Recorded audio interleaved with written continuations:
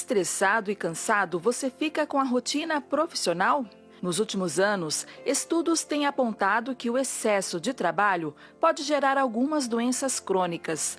Dentre elas, a síndrome de burnout, distúrbio emocional caracterizado pela exaustão extrema. Mas, além da síndrome de burnout, você sabia que também existe a síndrome de burnout? Qual a diferença entre burnout e burnout? Qual a relação entre elas e o ambiente de trabalho? Tem a resposta para estas e outras questões no Viver é Melhor de hoje. Esse é o nosso assunto do dia e desde já o nosso agradecimento pela companhia e pela participação sempre muito bem-vindas ao nosso espaço de educação e reeducação para a saúde completa, do corpo e para a alma. Ao seu coração, nossa saudação de paz e boa vontade. Deus está presente, viva Jesus, em nossos corações para sempre. Você já ouviu falar sobre burnout? Esse assunto até que está bem conhecido, a gente tem visto cada vez mais as pessoas falando sobre isso, mas também cada vez mais reconhecendo pessoas próximas que estão enfrentando esse tipo de situação. Já ouviu falar sobre o assunto? Hoje nós vamos entender mais sobre o que significa isso, esse impacto na saúde de uma pessoa a partir do ambiente de trabalho, mas esclarecer também alguns pontos importantes, já que precisamos tomar um cuidado fundamental, que é compreender que o trabalho é fundamental, é importante para a nossa vida. Então, o problema não é trabalhar. O trabalho em si, ele é o grande realizador de muitos dos nossos sonhos, das conquistas que a gente tem ao longo da vida. Mas por que ele está adoecendo tanta gente? Essa é uma reflexão que a gente vai procurar trazer no Viver é Melhor de hoje, que desde já agradece a sua companhia muito querida e o nosso WhatsApp para a sua participação. 99801-1242. Código de acesso 11 99801 1242, código de acesso 11. A gente sempre recebe aqui os especialistas da saúde que trazem esse cuidado na informação de qualidade para que a gente entenda como é que isso se aplica à nossa vida e o que realmente é verdade e o que não é, de tanta informação que a gente encontra por aí hoje. E a gente recebe agora a nossa convidada de hoje, Beatriz Brandão, psicóloga. Por favor, Beatriz, seja bem-vinda ao Viver é Melhor. Prazer, muito obrigada prazer. por estar aqui. Obrigada pelo convite. Seja bem-vinda, por favor. Obrigada. A Beatriz Brandão é mestre em Psicologia Clínica pela PUC São Paulo, com pós-graduação em Neuropsicologia, especialista em Psicoterapia de Adultos e Casos, Psicofarmacologia, Psicodiagnóstico e Psicopatologia. Nossa convidada de hoje, seja bem-vinda ao programa. Muito obrigada, Beatriz. Muito obrigada pelo convite, é um prazer estar aqui. E a gente já começa, então, logo pedindo para você esclarecer o que significa síndrome de burnout. É um nome que ficou famoso nos últimos tempos, já não é assim algo tão desconhecido da população. Eu queria que você falasse para a gente o que significa isso. O que é isso? O burnout, ele tá famoso, mas ele não é tão novinho assim. O burnout, ele não é um transtorno mental, então acho que é importante a gente já trazer isso. Não é uma doença? Não, ele não entra dentro do DSM. O DSM, ele é um catálogo, né, estatístico que traz os transtornos mentais. E aí, ele entra no CID, são coisas assim. Então, vamos lá. O DSM, ele é produzido para diagnósticos de transtornos mentais. O burnout não está lá, porque ele não é classificado como um transtorno mental, mas um fenômeno do ambiente ocupacional, ou seja, uma coisa que acontece dentro do trabalho. E transtorno mental não acontece só dentro do trabalho, né? Transtorno acontece em todas as áreas. Mas ele tem um CID. Sabe aquele númerozinho que o médico dá pra gente? Ele tem o CID, ele entrou em 2019. Só que o burnout, ele foi estudado nos anos 70 pelo psicólogo, psiquiatra Herbert Freudenberg. Ele é meio alemão, meio americano, e ele estudou um grupo de saúde, eram profissionais da área de saúde, e ele queria saber por que estava com tantos erros. E a área da saúde é bem complicada. E aí ele cunhou esse nome e trouxe isso, que é a coisa de estar esgotado. Então ele tem uma historinha aí. Já há algum tempo de percepção de que ele existe. Os casos têm aumentado, a gente vai discutir um pouco sobre isso, mas um ponto que você destacou e eu queria que você explicasse melhor para a gente isso, é que a síndrome de burnout ela está diretamente relacionada ao ambiente de trabalho. Então, a gente não, me disse se está correta, eu não posso dizer que uma mãe que está exausta tem burnout. É que quando ele fez o estudo lá nos anos 70, ele relacionou ao trabalho. Tá, então a gente pode talvez ampliar Pode um pouco ampliar. o conceito hoje, tá bom. Quando o CID foi fechar, porque a OMS, que cuida da classificação internacional de doenças, ela fechou em 2019. O DSM ele vai ter uma revisão, mas demora alguns anos para isso. Pode ser que na próxima revisão fale, não, a gente viu que está em outras áreas da vida que já é um transtorno. Entendi. Então, por enquanto, a gente utiliza essa classificação, mas pode ser que a gente comece a ver um burnout na escola, uma mãe. Porque a mãe que está cuidando de um filho em tempo integral tem é claro que é o vínculo afetivo, mas é uma relação meio que de trabalho também, de responsabilidade, de entrega e sem descanso. Então, os sentimentos são semelhantes, mas a gente sempre escuta isso, né? É no ambiente de trabalho. E isso ajuda a identificar, diferenciar o burnout de outros adoecimentos que possam acontecer, porque, por exemplo, os sintomas do burnout, eles são comuns a outros transtornos mentais ou outros quadros. Fala pra gente sobre eles. É que o burnout, você tem que ver que ele é assim, é um estresse no nível muito elevado, ponto. E estresse, tecnicamente, a gente passa em qualquer lugar, Sim. Não necessariamente no trabalho. Quando a gente fala do burnout, o que ele provoca? Ele provoca a despersonalização, ou seja, eu não consigo fazer nada porque parece que eu não estou aqui. Sabe aquela sensação de que eu estou aqui, mas eu estou travada, eu não consigo fazer nada? Isso pode acontecer em outros ambientes. Eu acredito que a gente pode até tentar rever e mudar. Então, o burnout ele é caracterizado por sensação de incapacidade, não consigo produzir, porque eu tenho muita coisa para produzir. Então, é como se fosse uma areia movediça, eu vou entregando e vou me afundando, eu vou entregando e vou me afundando. A sensação de estar muito sobrecarregado, e a sensação de estar sempre muito nervoso, sempre muito estressado. Eu sei que é bem genérico os sintomas, mas pensa que assim, já imaginou alguém muito estressado? Sabe aquela coisa de todo dia coloca uma gotinha, uma hora explode? O burnout seria essa explosão. Então, aonde a pessoa não quer mais fazer as coisas, aonde ela não quer. Então, assim, Bia, tem diferença de eu estar irritada no trabalho e de eu ter burnout? Tem. Porque o burnout ele vai crescendo. E o irritado, eu estou irritada hoje com você, aí eu saio daqui, volto amanhã e falo, é mesmo, aconteceu. Resolve o problema, a irritação passa. Exatamente. Então, pensa que a pessoa ela explode de uma tal forma que ela nem se reconhece. Acho que aí fica mais fácil para as pessoas entenderem. Não é um quadro agudo. A pessoa vai vivendo pouquinho a pouquinho, vai construindo, nesse caso algo ruim, que é esse processo de desgaste. Que tipo de sentimento, de emoção está associada ao burnout? Imagina que você está num lugar há muitas horas. Então, você está num lugar há 24 horas. Só que é a sensação de... Então, você já está cansado, você não está conseguindo pensar, você não está conseguindo tomar decisões, você não está conseguindo ver o ambiente. E aí você começa o quê?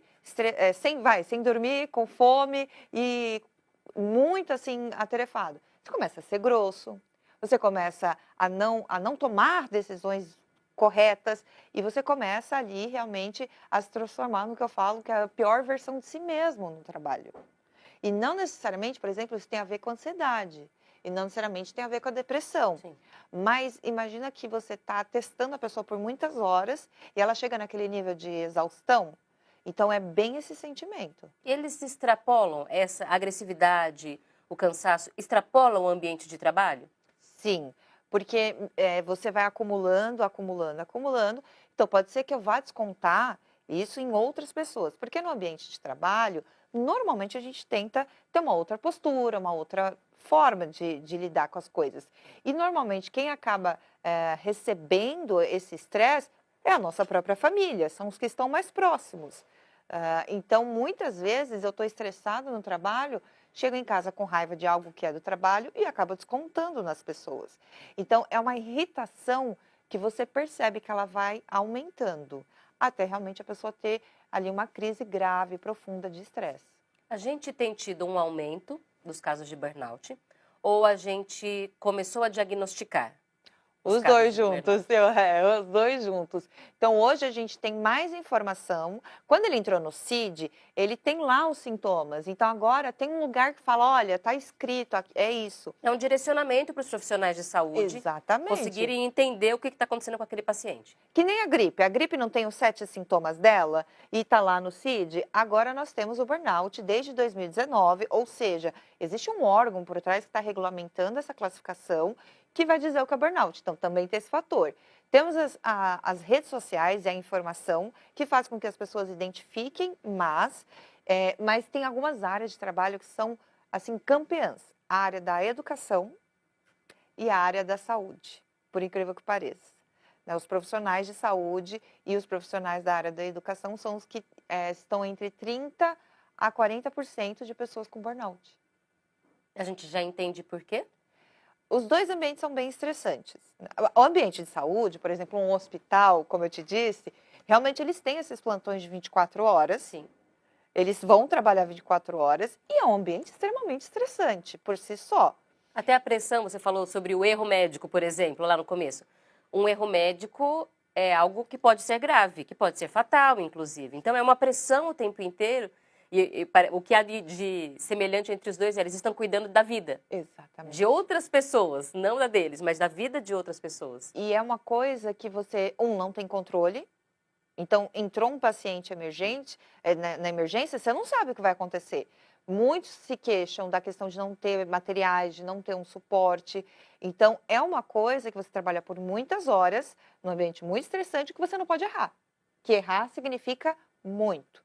Já no ambiente educacional, aí pensa assim, em uma professora, numa sala com 40 alunos, e esses 40 alunos já era estressante antes, eu fico imaginando hoje como com o uso de celular ou tudo mais.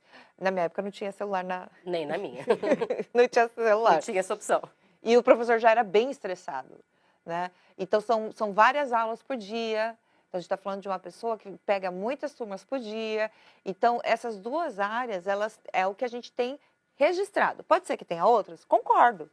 Mas o número são essas duas áreas. E a gente está falando sobre cobranças, sobre pressões, mas também sobre um ambiente que a gente vive hoje de adoecimento mental. A gente está numa sociedade que ou está doente ou está em processo porque é um ambiente muito hostil para a saúde mental. Isso também está diminuindo a nossa resiliência, a nossa capacidade de lidar com esses desafios que aparecem no trabalho. Quais são os fatores ambientais que têm colaborado para o aumento desses casos? A gente mudou muito, né? Então, se a gente pensar, primeiro que o nosso cérebro não está pronto para aguentar a quantidade de informações que nós temos. Então, assim, durante o dia, eu e você hoje já deve ter visto uns 30 assuntos diferentes. Agora, imagina que há 30 anos atrás a gente não tinha esses 30 assuntos. Então, a gente não conseguiu evoluir fisicamente, né, biologicamente, para aguentar toda a carga que nós temos mental. Hoje, nós temos muita cobrança de coisas que nós não tínhamos antes. Então, nós temos que acordar cedo, tomar um suco verde, correr, estar no Pilates, aí tem que levar os filhos para a escola. Então, se você perceber, os nossos pais, eles tinham sim as cobranças, mas não era essa gama que nós temos hoje. E hoje nós temos uma coisa que eu acredito que é o principal, é que as pessoas estão expressando com impulsividade. Então, eu não penso, eu expresso aqui e às vezes eu não penso nessa consequência. Vídeo as redes sociais que eu acho que a gente... Um bom espelho disso. Então, nos ambientes também a gente está com essa impulsividade, essa irritabilidade, impaciência. Hoje em dia a gente acelera o áudio, a gente não tem tempo. E eu queria saber de onde vem essa pressa. Tudo é com pressa, né? Então, essa irritabilidade, ela também vem da cobrança que nós temos hoje. E aí eu queria que você falasse para a gente sobre esse outro termo que surgiu, que é o burnout. O que significa isso? O burnout, eu digo que ele é um primo do burnout, que também vem dessa evolução, né? Querendo ou não, o burnout, como eu disse, ele é dos anos 70. Dos anos 70 para cá já se passou muito tempo e nessa época, como eu disse, nem computador eles usavam. Então, imagina como é que é. O burnout, ele seria uma evolução do burnout, tá? Seria, eu acho que vai entrar aí numa classificação daqui a pouco, seria uma evolução, ou seja, um estado mais profundo.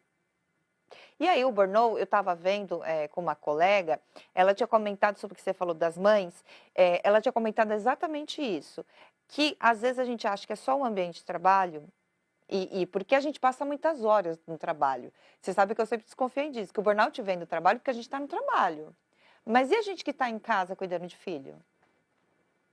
Não é porque não é remunerado. Sim. E não é porque há um vínculo familiar que também não causa estresse. Exatamente isso. Então, uma coisa que eu pensando, sem teóricos, sem estudos, fico pensando que, na verdade, é a sobrecarga e o excesso, não talvez o ambiente. Aí eu estou indo contra tudo que está na literatura, tá? Mas é observação. É, a minha observação de que talvez não seja o ambiente, porque aí a gente fica só batendo que o trabalho é hostil. E na abertura você disse uma coisa maravilhosa. A gente precisa do trabalho. E ultimamente, eu não sei se você tem visto também, tem esse movimento de, trabalho é ruim, a empresa é ruim, é tudo ruim. Eu até queria perguntar para você, como é que você vê isso? A gente ia parar, estagnar no mundo se a gente parasse de trabalhar. Porque é claro que o trabalho, as condições de trabalho precisam ser discutidas. Porque há muitas pessoas com sobrecarga, condições de trabalho que não são boas, os profissionais de saúde que reclamam falta de estrutura. Isso precisa ser revisado, precisa ser cuidado. Mas o trabalho é o que faz a gente avançar, é o que faz a gente se sentir útil. E aí a gente está tirando o brilho de algo que é muito importante para o crescimento individual. Para as pessoas começarem também a reconhecer para que elas podem ajudar o mundo, como é que elas podem servir as outras pessoas e não pensarem apenas em si mesmas. O trabalho é que faz a gente exercitar tudo isso. Então a gente hoje jogar no trabalhar em si essa sobrecarga também está equivocado. A gente precisa... Só que aí como é que a gente faz para ajudar essa pessoa? Porque assim, ela já está nessa condição. Isso foi acontecendo. Ela precisa continuar trabalhando. Como é que a gente faz para cuidar se a gente não pode distanciar essa pessoa, ou se pode, não sei, do lugar que está favorecendo o adoecimento dela? Isso é muito complicado, porque a pergunta é sempre assim, o trabalho está me adoecendo, mas eu preciso sobreviver. Sim. Essa a pergunta. Essa é a grande questão. Hoje em dia, eu vejo alguma movimentação nas empresas de uma tentativa para cuidar da saúde, porque hoje em dia tem bastante afastamento por questão de saúde mental. Para as empresas também compensa cuidar da saúde mental, isso é muito importante dizer. Vai gastar dinheiro, vai investir, é infinitamente menor do que o prejuízo que se tem com o adoecimento das pessoas e outros fatores, perda de produtividade. Agora, além disso, é a vida das pessoas. Exatamente. A gente precisa cuidar das pessoas. Por mais que você tenha um produto, o que você tem lá são humanos. Mesmo que seja humano, que seja um produto, esse humano precisa estar bem para fazer o bem que você quer. Então, eu tenho visto nas empresas algumas propagandas, algumas movimentações, algumas estão com convênios com clínicas de psicólogo, eu achei isso bem bacana. Mas também tem outra coisa, a pessoa burnoutada, né, a pessoa nesse estado de esgotamento, ela precisa delegar. Ela precisa levantar a mão e ela precisa falar que ela não está aguentando. Muitas vezes, a crise chega porque ela está segurando, porque ela não quer se mostrar vulnerável, não quer mostrar que não está dando conta e não quer pedir ajuda. Porque a gente tem muito essa cultura de dar conta de tudo, né? E se eu informar, por exemplo, ao meu superior que eu não estou dando conta, vai questionar meu profissionalismo, minha competência, se eu devo estar naquele lugar mesmo. Medo de perder promoção. Sim. Se eu falar que eu não estou aguentando, eles não vão me promover. Então, muitas vezes, a gente está falando de delegar. Então, levante a mão. Estou colocando aqui que a pessoa primeiro precisa avisar, delegar, pedir apoio para a empresa. Se realmente não conseguir, ela vai precisar de um apoio das pessoas de fora e trazer para essas pessoas, olha, eu talvez precise fazer uma movimentação profissional, mas o mais difícil para as pessoas é admitir que elas têm um problema, admitir que elas precisam de ajuda, porque quando elas vão falar, de verdade, já está há muito tempo, quando chega no consultório, não é que começou 2 semanas atrás, ela está 1 ano sofrendo. E não pede ajuda, tem vergonha, tem medo, tem receio. Então, a pessoa ela precisa levantar a mão. Levantou a mão, ela vê ali quais as possibilidades. Se a empresa não dá essa possibilidade, a gente precisa rever essa carreira. Às vezes é a carreira, às vezes é o local, às vezes é ela mesmo que não se percebeu ainda. Então, Precisa assim, fazer algumas mudanças na forma como lida com a situação. tem pessoas que têm um perfil muito controlador e de muita sobrecarga, então pega muito para si. Porque essa pessoa, mudando de ambiente, Vai vai fazer... levar o mesmo comportamento para outro ambiente, a chance de ficar de novo doente é maior. Você concorda que se eu vou te dando coisa e você não vai sinalizando, como é que eu vou saber que você está sobrecarregada? Porque tem muito isso, o outro sabe, mas ele imagina, o óbvio precisa ser dito. Muitas vezes a gente acha que o outro está lendo nossos pensamentos, sabe o que está Que acontecendo? está claro, mas nem sempre. Ele não sabe dos nossos limites. Então, a gente precisa levantar a mão. E aí a gente pensa, então, no burnout como algo que precisa ser tratado, mas que pode ser curado, revertido. Que palavra que a gente usa para essa pessoa quando ela vai fazer o tratamento de burnout? O que ela pode esperar desse tratamento? Porque ele está como fenômeno ocupacional, tem um nome diferente, né? O tratamento para o burnout é realmente a redução de atividades, redução da exposição daquilo que gerou. Então, por exemplo, eu sou uma profissional da saúde, estou dentro de um hospital, eu preciso diminuir os meus plantões. Eu preciso, né? Ir mais para o consultório, trabalhar menos no hospital? Exatamente, eu mudar. preciso diminuir os meus plantões. Tá. Então, a carga horária é uma coisa importante. A segunda coisa é a quantidade de atividades. Então, utilizando aqui o exemplo da saúde, a gente não tem como controlar, por exemplo, quantos pacientes vai atender, Sim. mas entender que o seu limite chegou. Outra coisa importante, e eu sempre vou falar, você precisa saber o porquê que você chegou nesse estado. E quem vai te ajudar?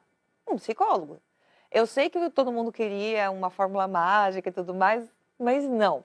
Então, você ir para a psicoterapia e falar assim, olha, eu sou uma pessoa um pouquinho controladora, eu sou uma pessoa que quer salvar o mundo e todo mundo, e aí você faz o tratamento para isso. E aí a gente faz esse tratamento por um tempo, Uhum.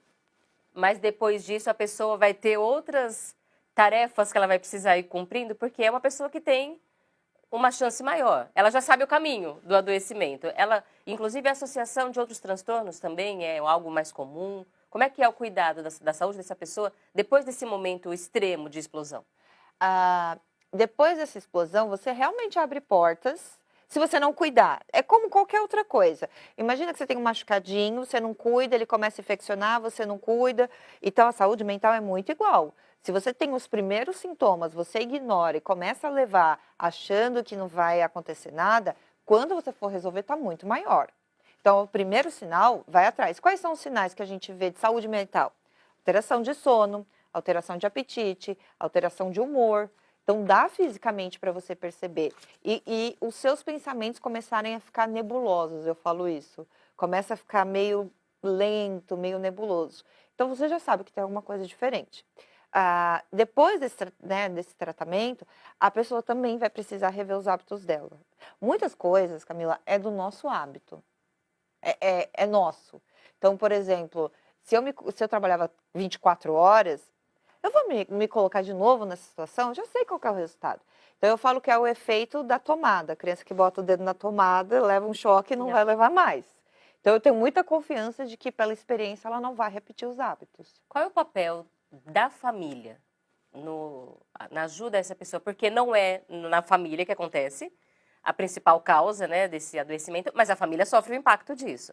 E aí todo mundo começa a entrar num conflito, porque é um ambiente de agressividade, de raiva, é algo que adoece quem está em torno também. Como é que a família entra nessa conversa? Tem muito aquela coisa de, mas é assim mesmo, mas empresa é assim mesmo, emprego é assim mesmo, emprego está difícil. Eu entendo que tem essa parte, da questão financeira, que faz com que todo mundo fique preocupado, mas a família precisa também entender que quem está lá 8 horas por dia é a própria pessoa. Porque muitas vezes a família invalida o sofrimento. Fala, mas é assim mesmo, vai mudar de emprego, vai ser igual. Mas você reclama de todo, né? Então, a gente precisa ver. Então, veja a reclamação de quem está na sua família. Escute a pessoa ao invés de julgá-la, isso é super importante. Às vezes ela está te falando uma coisa que você não está vivendo, você não está na empresa, não está olhando. A segunda parte que a família pode fazer é observar os hábitos e ajudar essa pessoa a melhorar. Então, olha, você acordou 5h40 da manhã para responder e-mail, se a gente já não tinha conversado sobre isso, então a família pode... Controlar o uso do celular.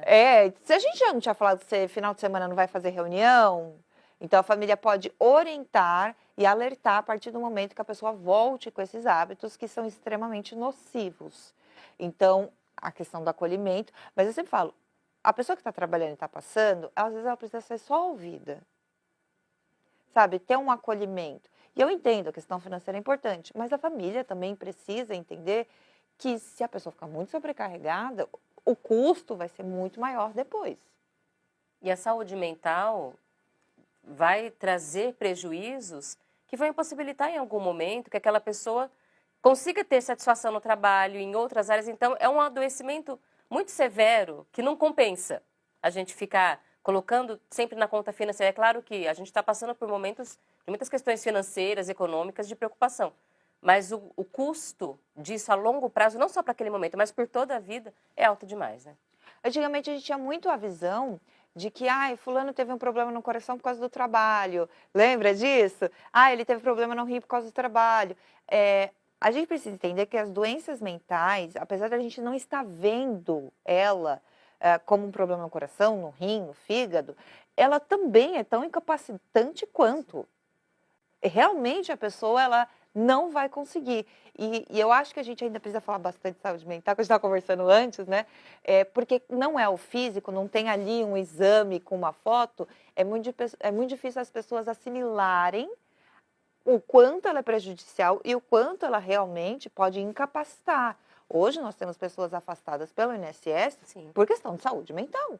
Estão entre as principais causas de afastamento, não só no Brasil, no mundo todo, as causas relacionadas à saúde mental. Então, a gente vê que é urgente esse assunto e a gente agradece a nossa convidada Beatriz por vir conversar com a gente sobre esse tema. Muito obrigada. Seja sempre bem-vinda ao Viver é Melhor. Muito obrigada pelo convite, foi maravilhoso. A gente viu como esse assunto é importante. A gente agradece a Beatriz Brandão, mestre em Psicologia Clínica pela PUC São Paulo, com pós-graduação em Neuropsicologia, especialista em Psicoterapia de Adultos e Casos, Psicofarmacologia, Psicodiagnóstico e Psicopatologia, nossa convidada hoje no programa. Agradecemos a sua presença e a gente traz aqui esse momento de conversar, de refletir sobre esse assunto, porque essas situações podem estar acontecendo perto da gente. E até que essa pessoa exploda, ela vai ficar por muito tempo acumulando toda essa insatisfação, todo esse desgosto, essa falta de encantamento pela vida, pelo trabalho. São manifestações que a gente tem que ir observando. Não é para falar, mas então todo mundo está doente. Não, não é isso. Mas é só da gente não perder a capacidade de se observar, de olhar para o outro, de achar uma coisa estranha, falar, mas não é assim.